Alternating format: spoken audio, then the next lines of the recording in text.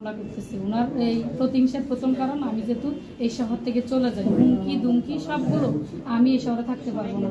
আমি ওনার স্টাফ ছিলাম কিভাবে গ্লোবাল দাঁড় করানো। আচ্ছা, আরেকটা বিষয় হচ্ছে আপনি যে বলছেন যে রাজনৈতিক মামলা, রাজনৈতিক পরিচয় হচ্ছে যে আওয়ামী মৎস্য লীগের সহ সভাপতি জনাব শরীফুজ্জামান, এবং এখানে এটা আছে।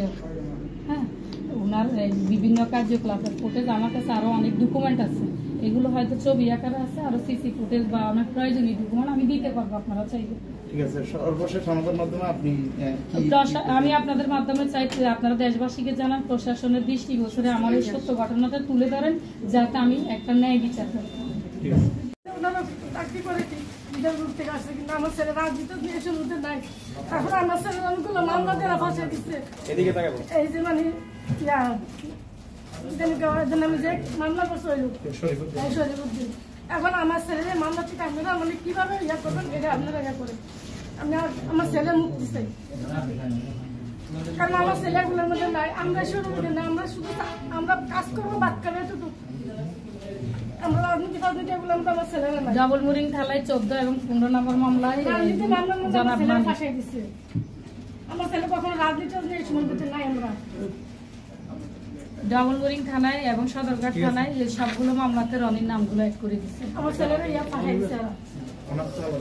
শরীফুজ্জামানের রাজনৈতিক পরিচয় কি বলছিলেন যে ওনার রাজনৈতিক পরিচয় হলো মৎস্যজীবী লীগ সহ সভাপতি।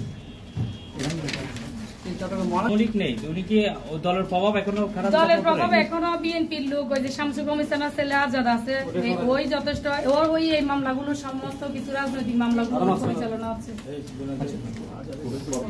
আমাদেরকে এই তথ্যগুলো আমরা মৌখিকভাবে ম্যাক্সিমাম থানা থেকে বিভিন্ন লোকের আমরা ওনার সাথে দেখা করছি, এইভাবে জানতে পারছি শরীফ নিজে যেহেতু মৎস্যজীবী লীগে পালাই থাকে বা লুকাই থাকে, লোকমুখে আসে না, তার স্টাফদেরকে দিয়ে আমাদেরকে মামলা করে। এই যে রাজনৈতিক মামলাগুলো দিচ্ছে ওই আজাদের মাধ্যমেই থানায় মামলাগুলো হয়েছে। এটা আমরা আচ্ছা, এখন তো সেনাবাহিনী তো এখন ডেভিল হান্ট অভিযান চলতেছে, আপনারা সেনাবাহিনী ওদেরকে জানাচ্ছেন? করেন তাইলে আমি যেতে পারবো। হ্যাঁ, আপনি যান, ওদের সাথে জানান বিষয়গুলি। আমাকে সহযোগিতা করেন, আমি ওখান পর্যন্ত যাব। ওর বাসা আলতাফ গার্ডেন মিস্ত্রিপাড়া, অফিস এখানে ল্যাবরেটরি ভবন 2য় তলা, আরেকটা অফিস থেকে বিল্ডিং এর 4 তলা, আরেকটা মুরাদপুর। তবে উনি চান্দগাঁও আবাসিকে থাকেন, ওনার দ্বিতীয় ওয়াইফ তানজিনা আক্তার জুই। আর উনি কল্পলতা আবাসিক থেকে পাথর সাপ্লাই করেন সেনাবাহিনীদের, ওই পাথরের ব্যবসা নাকি করেন। সেনাবাহিনীদের কোথায় জানি পাথর দেন বর্তমানে, এটা মৌখিক ভাবে জানি, আমি সবচেয়ে জানি না।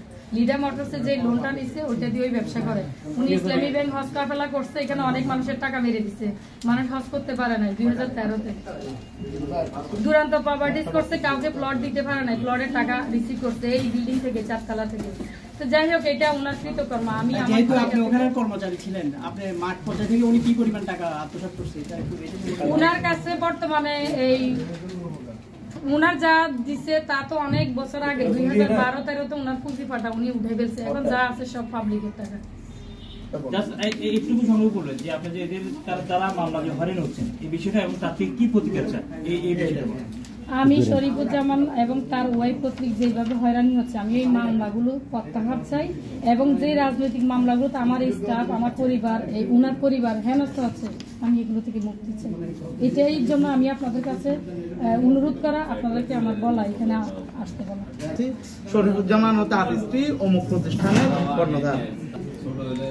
আমি গ্লোবাল সংসদ রিংদান সমবায় সমিতির সভাপতি রাশিদা আক্তার, সভাপতি শরীফুজ্জামান এবং ম্যাক্স কোঅপারেটিভের সভাপতি মরিয়ম বেগম তাদের আদেশকৃত তাদের প্রতিষ্ঠানের কর্মচারীদের মামলায়, তাদের দেওয়া মামলাগুলো এবং রাজনৈতিক মামলাগুলো থেকে হয়রানির মুক্তি চাই, সুস্থ তদন্ত চাই, এবং এই সমস্ত মিথ্যা মামলা থেকে প্রত্যাহার চাই। আর সেই মাধ্যমে প্রশাসনের বিচারের মধ্যে প্রশাসনের কাছে যদি আপনারা এই জিনিসগুলো তুলে ধরেন, প্রশাসন ও দেশবাসী জানতে পারবে, তাইলে হয়তো আমি এই সুস্থ একটা বিচার ব্যবস্থা পাবো। কারণ এখানে প্রশাসনের হস্তক্ষেপ পাই না, কারণ আমাদের রাষ্ট্রীয় সমস্যা আছে, টাকা পয়সার কারণে সঠিক তথ্য দেয় না। আমি আপনাদের কাছে আমার মূল ডকুমেন্টগুলো তুলে ধরছি এই জন্য যে আপনারা এটা দেখে প্রশাসনের দৃষ্টিগোচর হোক যে আমার কাছে জেনুইন ডকুমেন্ট আছে, আমার পরিবারের সদস্য কোনো আওয়ামী লীগের রাজনৈতিক করে না, থানা ভাঙচুর করে নাই, আমার পিয়ন রনি কোনো রাজনৈতিক ভাঙচুর করে নাই, মানিক গাড়ি চালায়, গাড়ি মেরামত করে, সে কোথায় থানা ভাঙচুর করতে যায় না, কিন্তু তাকে এই সমস্ত মামলাগুলো টাকার মাধ্যমে দেওয়া হয়েছে। আচ্ছা, শরীফুজ্জামান এই যে একাধিক মানুষের নামে মামলা করতেছে, তার উদ্দেশ্য কি? তার উদ্দেশ্য হচ্ছে যে গ্লোবাল আমি রাশিদা ডেস্ট্রয় হয়ে যাওয়া, আমি যাতে সুস্থ লাইফে না থাকি।